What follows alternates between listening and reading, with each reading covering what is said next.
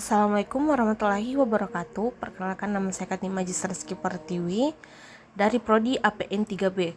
Pada kesempatan kali ini saya akan menjelaskan sedikit materi yang saya ketahui dari mata kuliah pemerintahan daerah. Tema yang pertama yang akan saya bahas pada kesempatan kali ini adalah otonomi daerah. Otonomi daerah adalah hak, wewenang, dan kewajiban daerah otonom untuk mengatur dan mengurus sendiri urusan pemerintahan dan kepentingan masyarakat setempat dalam sistem negara kesatuan Republik Indonesia. Mengapa otonomi daerah itu penting? Karena tiada satupun pemerintah dari suatu negara dengan wilayah yang luas dapat menentukan kebijakan secara efektif ataupun dapat melaksanakan kebijakan dengan program-programnya secara efisien melalui sistem sentralisasi. Hakikat dari otonomi daerah sendiri adalah power sharing, yaitu pembagian atau distribusi kewenangan yang dilakukan oleh pemerintah pusat kepada pemerintah daerah dengan kebijakan desentralisasi. Asas penyelenggaraan pemerintah daerah sendiri ada 3, yaitu desentralisasi, dekonsentrasi, dan tugas pembantuan. Desentralisasi sendiri memiliki pengertian yaitu penyerahan kewenangan dari pemerintah pusat baik kepada pemerintah daerah maupun kepada pejabat pemerintah pusat yang ditugaskan di daerah. Desentralisasi terbagi atas 2 kategori, yaitu desentralisasi administratif, di mana suatu delegasi wewenang pelaksana yang diberikan kepada pejabat pusat di tingkat lokal. Yang kedua ada desentralisasi politik. Wewenang pembuatan keputusan dan kontrol tertentu terdapat sumber daya yang diberikan kepada badan-badan pemerintahan regional dan lokal. Dengan adanya desentralisasi diharapkan mengurangi kepadatan beban kerja di pemerintahan pusat. Keterlambatan dapat dikurangi dan akan menjadi lebih tanggap pada tuntutan dan kebutuhan masyarakat yang berimplikasi meningkatnya kualitas dan kuantitas pelayanan pemerintah kepada rakyatnya. Yang kedua ada dekonsentrasi. Dekonsentrasi sendiri memiliki pengertian yaitu pelimpahan sebagian urusan pemerintahan yang menjadi kewenangan pemerintah pusat kepada gubernur sebagai wakil pemerintah pusat, kepada instansi vertikal di wilayah tertentu dan atau kepada gubernur dan bupati atau wali kota sebagai penanggung jawab urusan pemerintahan umum. Ciri-ciri dari dekonsentrasi sendiri adalah perpanjangan tangan pusat. Yang kedua, pertanggungjawaban kegiatan langsung ke pusat bukan kepada rakyat di daerah. Yang ketiga, kebijakan, jenis kegiatan, sasaran, biaya, sarana, dan prasarana disiapkan oleh pusat. Yang ketiga ada tugas pembantuan.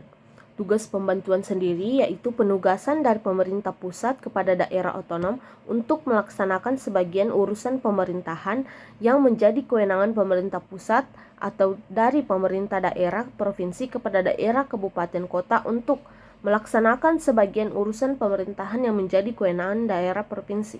Dalam pelaksanaannya, tugas pembantuan, urusan pemerintahan yang dapat ditugaskan dari pemerintah pusat kepada pemerintah provinsi atau kabupaten kota dan atau pemerintah desa merupakan sebagian urusan pemerintahan di luar urusan yang bersifat mutlak yang menurut peraturan perundang-undangan ditetapkan sebagai urusan pemerintahan pusat. Pada tema yang kedua, saya akan membahas badan usaha milik negara atau biasa kita sebut BUMD. Daerah dapat mendirikan BUMD yang ditetapkan dengan Perda. BUMD terdiri atas perusahaan umum daerah dan perusahaan perseroan daerah. Pendirian BUMD sendiri bertujuan untuk memberikan manfaat bagi perkembangan perekonomian daerah. Yang kedua, menyelenggarakan kemanfaatan umum berupa penyediaan barang atau jasa yang bermutu bagi kebutuhan hajat hidup masyarakat sesuai kondisi, karakteristik, dan potensi daerah yang bersangkutan berdasarkan tata kelola perusahaan yang baik. Yang tiga yaitu memperoleh laba atau keuntungan.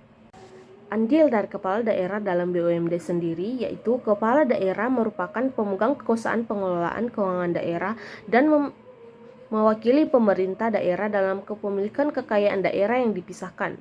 Yang kedua, pelaksanaan kekuasaan dalam kebijakan BUMD meliputi yaitu penyertaan modal, subsidi, penugasan, penggunaan hasil pengelolaan kekayaan daerah yang dipisahkan, dan pembinaan dan pengawasan terhadap penyertaan modal pada BUMD. Setidaknya, pengelolaan BUMD paling sedikit harus memenuhi unsur tata cara penyertaan modal, organ dan kepegawaian, tata cara evaluasi, tata kelola perusahaan yang baik, perencanaan, pelaporan, pembinaan, pengawasan, kerjasama, penggunaan laba, penugasan pemerintah daerah, peminjaman, satuan pengawasan intern, komite audit dan komite lainnya, penilaian tingkat kesehatan, restrukturisasi, privatisasi, perubahan bentuk hukum, kepailitan dan penggabungan, peleburan dan pengambil alihan. Tema yang ketiga yang saya ambil adalah Perda atau Peraturan Daerah. Peraturan daerah adalah peraturan perundang-undangan yang dibuat oleh pemerintah daerah untuk mengatur kepentingan masyarakat di wilayahnya. Perda sendiri memiliki kedudukan di bawah undang-undang dalam hierarki peraturan perundang-undangan. Perda memiliki fungsi sebagai instrumen kebijakan untuk melaksanakan otonomi daerah dan pembantuan.